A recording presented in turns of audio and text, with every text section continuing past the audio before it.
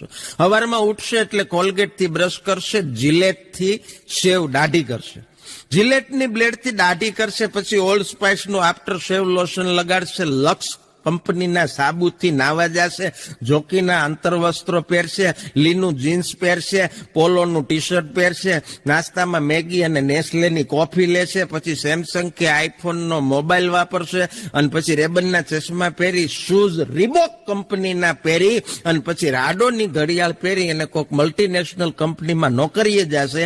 ત્યાં નોકરી કરતા કરતા પાછો HP નું કે લેનોવોનું લેપટોપ ઉપર એ કામ કરશે. એ કામ કરતા કરતા બપોરે મેકડોનાલ્ડની શોપમાંથી જમવાનું મગાવશે, અને પછી સાથે કોક અથવા તો પેપ્સી પીશે, અને એ પીતા પીતા પછી જમવાનું પતાવીને સાંજે ઘરે આવશે ત્યારે છોકરાઓ હાટું લેયર્સની વેફરનું પેકેટ લાવશે.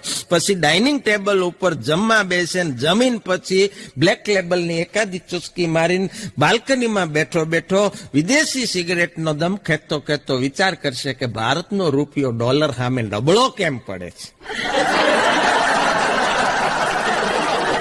સવારથી સાંજ સુધીમાં લઈ અને જે કાંઈ વસ્તુનો મેન તમે ઉપયોગ કર્યો, નથી લાગતું કે સ્વદેશી તરફ આપણે થોડુંક પાછું વળવું જોઈએ? આના માટે જવાબદાર હું તમે નથી. હાસ્યની સાથે આ એક નાનકડી એવી માર્મિક ટકોર સમાજમાં